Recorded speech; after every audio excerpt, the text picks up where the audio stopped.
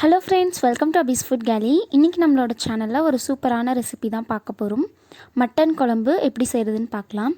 வீடியோக்குள்ளே போகிறதுக்கு முன்னாடி நீங்கள் இன்னும் நம்ம சேனலை சப்ஸ்கிரைப் பண்ணலைன்னா சப்ஸ்கிரைப் பண்ணிக்கோங்க. பக்கத்தில் இருக்க பெல் ஐக்கானை ப்ரெஸ் பண்ணிவிட்டு ஆல்ன்ற ஆப்ஷனை கிளிக் பண்ணி வச்சுக்கோங்க. அப்போ தான் நான் போடுற நெக்ஸ்ட் வீடியோஸ்க்கு உங்களுக்கு நோட்டிஃபிகேஷன்ஸ் வரும். இப்போ வாங்க இந்த ரெசிபி எப்படி செய்கிறதுன்னு பார்க்கலாம். இந்த ரெசிபி செய்கிறதுக்கு பார்த்திங்கன்னா நான் 1 kg அளவுக்கு மட்டன் எடுத்து வச்சுருக்கேன். இதுக்கு தேவையான அளவு உப்பு, கொஞ்சமாக மஞ்சள் தூள் சேர்த்துக்கலாம்.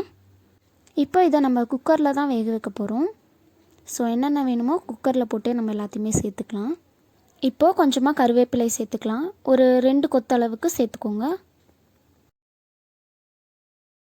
சேர்த்துட்டு தேவையான அளவு தண்ணி சேர்த்துக்கோங்க. சேர்த்து இதை வேக வச்சிடலாம். இந்த டைமில் நம்ம அடுப்பில் ஒரு பேன் வச்சுட்டு கொஞ்சமாக ஆயில் சேர்த்துக்கலாம். கூடவே ஒரு 15லேருந்து 20 சின்ன வெங்காயத்தை நான் சேர்த்துருக்கேன். லைட்டாக வதக்கிட்டு இது கூடவே கொஞ்சமாக பூண்டு சேர்த்துக்கலாம். ஒரு 15லேருந்து 20 பல் பூண்டு சேர்த்துட்டு ரெண்டையும் நல்லா வதக்கி விடுங்க.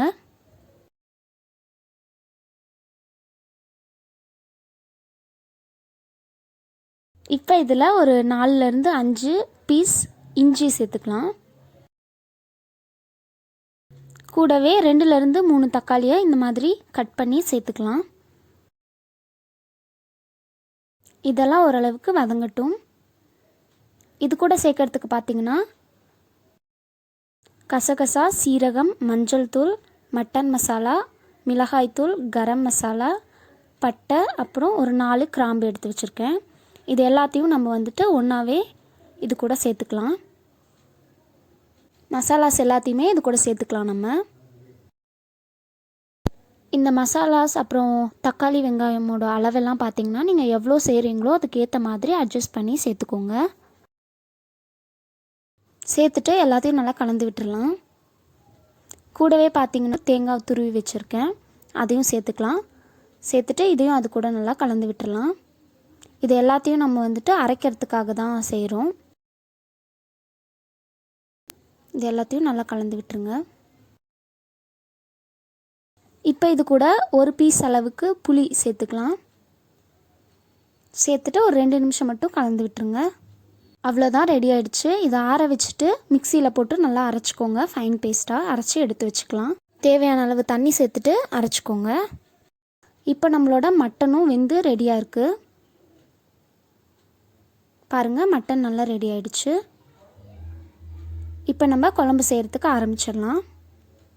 ஒரு பாத்திரத்தில் தேவையான அளவு எண்ணெய் சேர்த்துக்கலாம். எண்ணெய் சூடானதுக்கப்புறமா கடுகு, உளுந்து, கடலைப்பருப்பு எல்லாம் சேர்த்துக்கலாம். கூடவே கொஞ்சமாக கருவேப்பிலை, அப்புறம் ஒரு பெரிய சைஸ் ஆனியனை இந்த மாதிரி கட் பண்ணியிருக்கேன் நீளமாக, அதையும் சேர்த்துக்கலாம். சேர்த்துட்டு எல்லாத்தையும் நல்லா வதக்கி விடுங்க. கூடவே பார்த்திங்கன்னா ஒரு 2 பச்சை மிளகாயை இந்த மாதிரி நீளமாக கட் பண்ணிவிட்டு சேர்த்துருக்கேன்.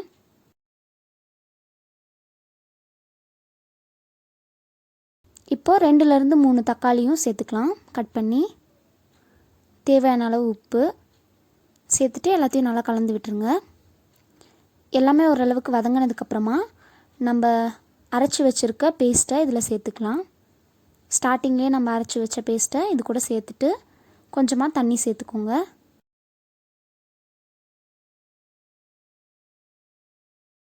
எல்லாத்தையும் நல்லா கலந்து விட்டுருங்க. இப்போது இந்த குழம்புக்கு தேவையான அளவு உப்பு சேர்த்துக்கலாம். சேர்த்துட்டு நம்ம மட்டன் வேக வச்ச தண்ணியும் இது கூட சேர்த்துக்கலாம். சேர்த்து நல்லா கலந்து விட்டுருங்க எல்லாத்தையும்.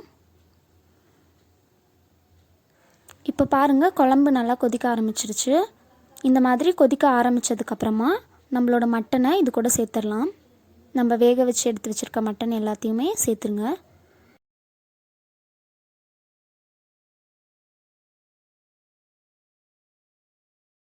சேர்த்துட்டு எல்லாத்தையும் நல்லா கலந்து விட்டுடலாம்.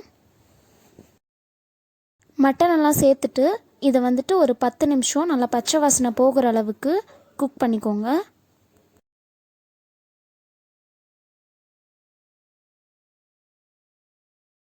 அவ்வளோதான், நம்மளோட டேஸ்டியான மட்டன் குழம்பு இப்போ ரெடி ஆகிடுச்சு.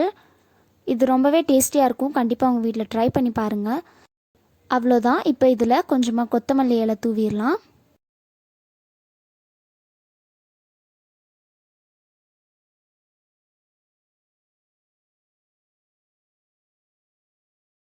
தூவிட்டு அடுப்பு ஆஃப் பண்ணிட்டிங்கன்னா அவ்வளோதான், நம்மளோட டேஸ்டியான மட்டன் குழம்பு ரெடி ஆகிடுச்சு. பாருங்கள் எவ்வளோ சூப்பராக ரெடி ஆகியிருக்குன்னு. இந்த வீடியோ உங்களுக்கு பிடிச்சிருந்தால் லைக் பண்ணுங்கள், உங்கள் ஃப்ரெண்ட்ஸ் கூட ஷேர் பண்ணுங்கள். மறக்காமல் அபிஸ் ஃபுட் கேர்ள் யூடியூப் சேனலை சப்ஸ்கிரைப் பண்ணிக்கோங்க. பக்கத்தில் இருக்க பெல் ஐக்கானை ப்ரெஸ் பண்ணிவிட்டு ஆல் இன்ட்ரு ஆப்ஷனும் கிளிக் பண்ணி வச்சுக்கோங்க. அப்போ தான் நான் போடுற நெக்ஸ்ட் வீடியோஸ்க்கு எல்லாமே உங்களுக்கு உடனுக்குடனே நோட்டிஃபிகேஷன்ஸ் வந்துடும். நீங்கள் எங்களோட வீடியோஸையும் பார்க்கலாம். இந்த வீடியோவை கடைசி வரைக்கும் பார்த்ததுக்கு ரொம்ப தேங்க்ஸ் ஃபார் வாட்சிங்.